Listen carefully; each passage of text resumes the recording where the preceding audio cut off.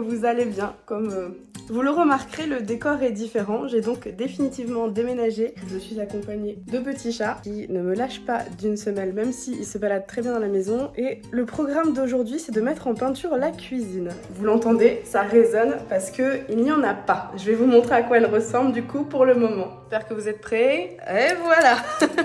La cuisine ressemble à ça, le frigo, de quoi faire la vaisselle, chauffer quelques plats et vraiment un strict minimum de vaisselle. Vous en faites pas, ça va pas rester comme ça très longtemps. Le mode camping me va depuis 2-3 jours, mais d'ici 2 semaines, normalement la cuisine devrait être posée. Déjà, elle arrive la semaine prochaine, donc on me livre tout la semaine prochaine et la semaine suivante, le cuisiniste vient poser la cuisine. Donc ça va le faire. Et aujourd'hui, on va s'attaquer à la peinture des murs. J'ai acheté pas mal de mes consommables chez Action, donc tout ce qui est rouleau, bac pour la peinture et forcément scotch de masquage. J'en ai pris 2. Alors il y en a un qui a pas beaucoup de taille pour les surfaces sensibles et l'autre je m'en suis servi hier. Si vous me suivez sur Insta, vous avez vu, j'ai déjà bombé de la déco qui n'allait plus avec la couleur que j'avais, mais j'aimais bien la déco mais la couleur n'allait plus.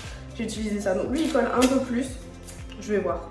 Mais je pense que je vais utiliser celui-là en priorité, donc je vais détourer toutes les prises, les plinthes et le plafond et l'encadrement de la porte.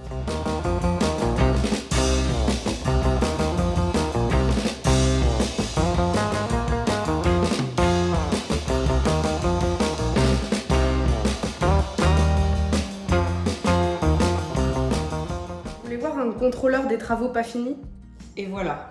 Berlioz est toujours en train d'observer ce que je fais par la fenêtre. Je pense que ça va être son nouveau poste d'observation une fois que la cuisine sera terminée.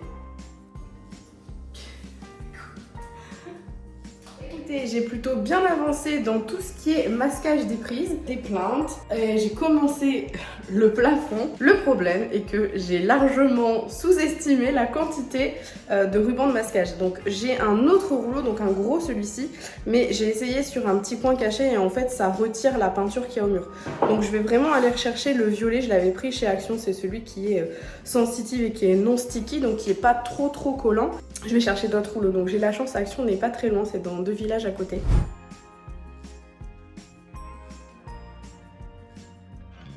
J'ai pris des rouleaux de scotch et j'en ai pas pris un, non, j'en ai pris 3. Je me suis dit que bon, pour 1 € et des bananes, c'était pas la ruine. J'ai aussi repris des sacs poubelles parce que je vous l'expliquerai probablement dans une autre vidéo. Le running gag de ce déménagement, c'est que j'ai acheté des sacs poubelles et j'ai utilisé 1 ou 2 sacs. Et après j'ai perdu le rouleau. Sauf qu'en fait j'ai racheté au moins 5 ou 6 rouleaux de sacs poubelles à chaque fois. Bref, je sais pas où je les ai foutus. Je pense que quand je vais ranger mes cartons, je vais retrouver tout ça. Donc voilà, j'ai encore racheté des sacs poubelles. Je vais continuer de masquer ce qu'il faut masquer. Je m'étais arrêtée là au plafond, donc je vais continuer, je vais faire ça. Faut que je continue de masquer ici, clac, clac, clac, clac. Mais là le retour, je vais le laisser blanc le cul. Je verrai bien. Enfin, ça va peut-être faire bizarre en fait. Ou alors je m'arrête dans l'angle plutôt. Ouais, je vais plutôt virer le radiateur et je vais m'arrêter dans l'angle comme ça. Ça, je le peindrai pas. Donc je vais changer un peu tout ça. Bon, comme vous pouvez le voir, j'ai fini de poser les scotch autour des fenêtres, au plafond, autour des prises, autour des plinthes. Bon, là, ça sera caché avec l'immeuble, mais c'est pas grave. J'ai fini ça, donc maintenant, je vais pouvoir me mettre à la peinture. Et ça fait presque 2 heures, en comptant l'aller-retour pour aller rechercher du scotch, que je suis là à mettre le scotch autour. Sinon tout le reste c'est ok, donc je vais aller chercher ma peinture, je vais faire mon petit mélange et je crois que je vous ai pas montré la couleur que j'allais faire. C'est cette couleur là, c'est cuivre rose. Donc j'avais fait plusieurs essais pour voir un peu avec la lumière, la couleur, comment ça rendait, donc je suis partie là-dessus. J'aime beaucoup, donc c'est parti, on y va.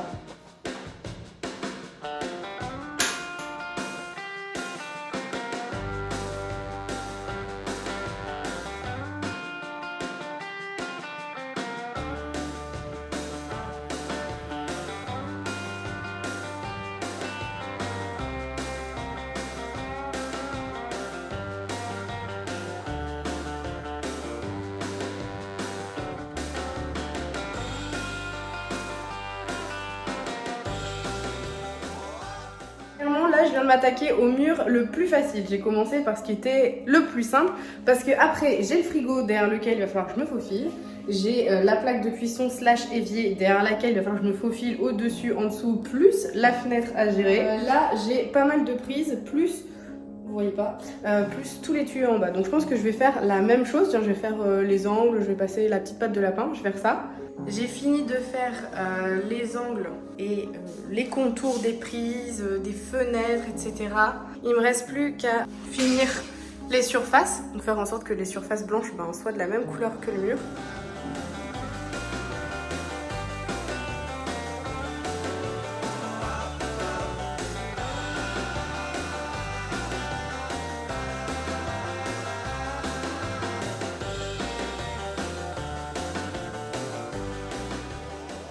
Pour l'instant ça donne ça, la peinture s'étale vraiment bien. Par contre à certains endroits j'ai des taches et la peinture ne veut pas vraiment accrocher.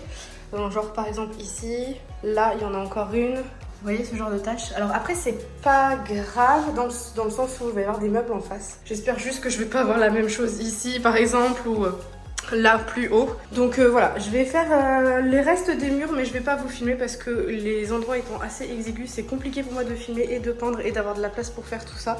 Donc je vous récupère plus tard. Et voilà, j'ai terminé la première couche. Donc bon, il y a encore des zones où la peinture a pas bien pris mais je rattraperai ça demain avec la deuxième couche. Voilà ce que ça donne pour le moment. Première couche terminée. En vrai j'aime bien la couleur. Ça tire un peu plus sur le rose que sur le marron. Mais j'aime beaucoup cette couleur, ça fait très chaleureux, enfin ça change carrément du blanc. Il y a juste quelques petits endroits où j'ai des taches, je vais vous montrer. Alors c'est pas moi qui ai fait les taches quand j'ai peint, c'est au moment où j'ai mis en peinture. La tache elle est apparue, en fait j'ai l'impression que la peinture elle prend pas bien. Je vais vous montrer du coup avec la lumière, je sais pas si vous verrez bien là-bas dans le coin. Ah là on voit peut-être un peu mieux. Bon là c'est normal, là c'est des taches où moi j'ai fait mes essais de peinture, vous voyez ça fait des carrés. C'est des essais de peinture mais il y aura le four devant donc c'est pas grave. Mais en fait là j'ai beau remettre de la peinture, ça refuse d'accrocher, ça fait toujours plus clair. Mais je sais pas si on le voit là. C'est un trou qui a été fait, qui a été rebouché et la peinture elle fait la même couleur. Alors ça fait juste la trace du joint parce que j'ai pas remis de rendu étant donné qu'il y aura le four devant. Enfin ça fait la même couleur que la peinture alors que les taches que je vous montre ça fait une autre couleur de peinture. Voilà, je sais pas ce que c'est. Sur le blanc ça se voyait pas et quand j'ai mis en couleur ça s'est vu. Donc voilà, c'est juste le seul petit problème que j'ai eu. Ensuite tout s'est bien passé. J'ai hâte de recevoir mes meubles parce que ça va faire trop beau. Je vous ai pas encore dit les couleurs de meubles de la cuisine mais rien qu'avec ce qu'il y a là, je sais que ça va bien aller. On se retrouve dans une autre pièce de la maison où j'ai aussi des choses à faire. Petit indice sur cette pièce, c'est la future pièce où je vais passer du temps à coudre. Mais comme vous voyez, elle est quand même pas mal encombrée. Et il n'y a ni bureau ni étagère pour le moment. Ce qui explique pourquoi tout est au sol. Donc je vais commencer par préparer les étagères. Comme ça pourra me permettre de ranger une grande partie de ce qu'il y a là. Donc il faut que je prépare tout ça. Le truc, c'est que pour accéder à l'endroit où il y a des étagères, il faut que je fasse un peu de place. Je dois accéder là. Parce que en vrai, là, c'est censé être des étagères du bas jusqu'en haut du mur. Le truc, c'est que pour y accéder, c'est un peu compliqué, comme vous le voyez. Je me suis acheté ce petit outil qui est un niveau laser. Et il faut que je puisse le poser quelque part ici pour qu'il projette le rayon afin que je puisse le tracer sur le mur pour ensuite pouvoir mettre les tasseaux. Le problème, c'est que pour le maintenant, je ne peux pas le poser. Voilà. Il faut que je me fasse un petit passage. Juste que je bouge des cartons de place pour que je puisse accéder à l'endroit où il y aura les étagères et pour que je puisse poser le laser. Bon, c'est pas gagné cette histoire, mais on va se débrouiller. J'ai un peu rangé, enfin j'ai fait des tas, on va dire. Et je me suis dégagé un passage presque en face de l'endroit où j'aurai mes étagères. Donc je vais pouvoir commencer à tracer tout ça.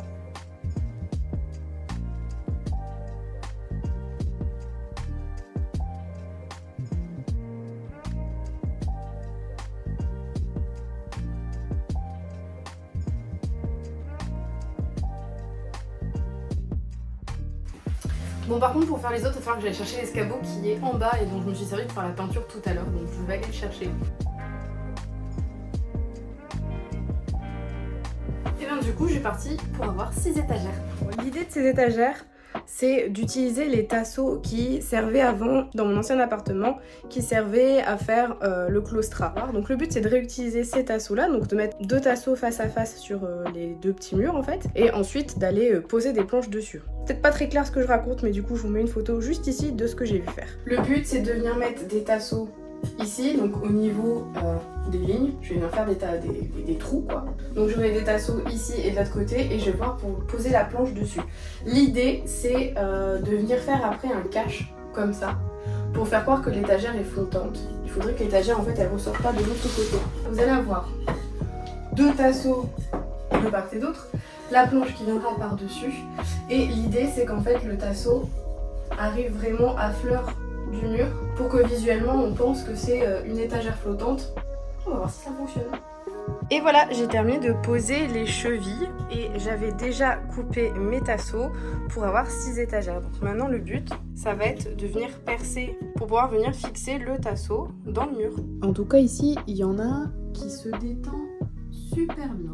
Je vous récupère le lendemain et je viens de terminer la deuxième couche sur le mur. J'adore le rendu final. Donc c'est pas encore très sec, c'est pour ça qu'on voit un peu les reflets avec la fenêtre qui est en face. Là c'est plutôt sec parce que c'est là par lequel j'ai commencé, ça fait plus d'1 heure donc c'est fini. Il faut que je m'arrête récupérer une chaise sur le bon coin parce qu'en fait j'ai 5 chaises dans ma salle à manger. Avant j'en avais 4 autour de ma table plus une plus loin. Mais là comme la salle à manger est plus grande, je vais vous montrer. Si vous êtes là depuis le début, vous savez que la salle à manger est du coup plus grande qu'avant. Donc là, j'ai mis ma table en mode normal, donc quand je mets 4 chaises. Mais quand je mets la rallonge, ça vient jusqu'ici.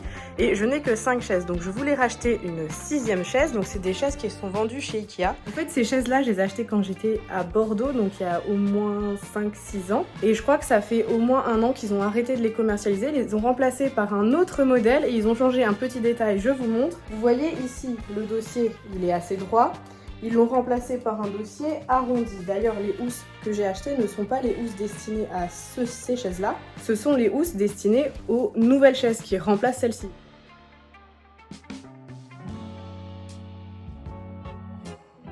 Comme vous pouvez le voir derrière, je suis en train de retirer les scotch. J'ai attendu 2 heures à peu près pour le faire. C'est quand même ultra satisfaisant, on est d'accord?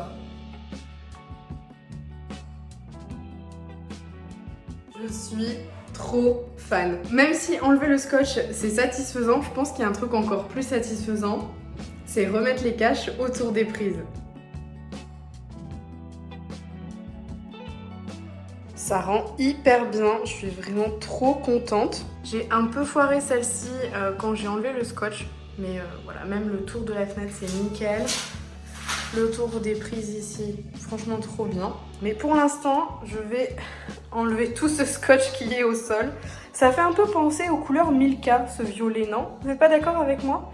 Un petit air du chocolat suisse. Je vous retrouve dans la chambre parce que mon père m'a aidé à faire la penderie.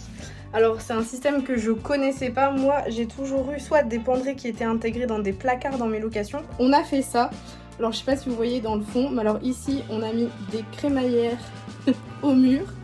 Là, donc on a mis 4 en fait. On a mis une là-bas, 2, 3, 4, 5, pardon. 5 crémaillères. Et ben, comme vous me l'aviez dit dans les commentaires, et ben c'est les côtés des armoires de chez Ikea. On les a découpés à la bonne taille. Quand j'avais fait mes cartons, ben j'avais mis en fait sur les sacs poubelles ce qu'il y avait dedans. Donc je les ai remis par catégorie. Là, je viens d'enlever les liens. Et vous voyez, j'ai juste à tirer sur le sac poubelle.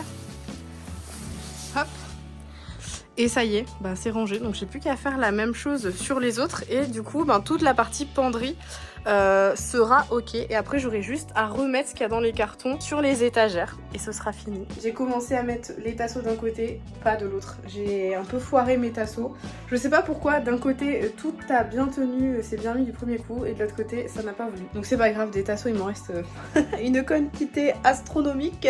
Vous voyez, ça va avancer comme ça. Petit tasseau aussi de l'autre côté, après les étagères.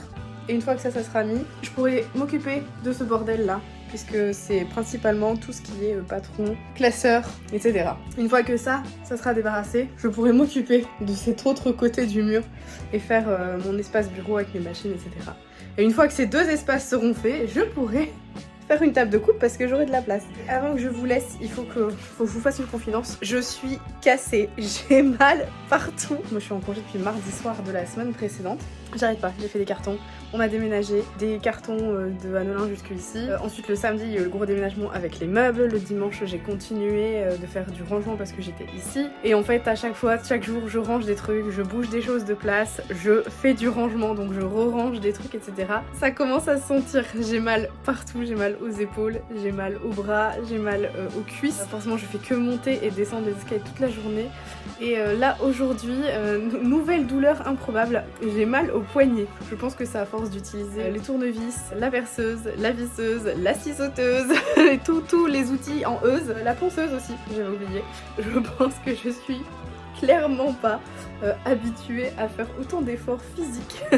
Donc ça se ressent, bon ça va aller, je pense que c'est de la bonne douleur, j'ai pas le dos bloqué, ça tire un peu mais je pense que c'est juste des courbatures.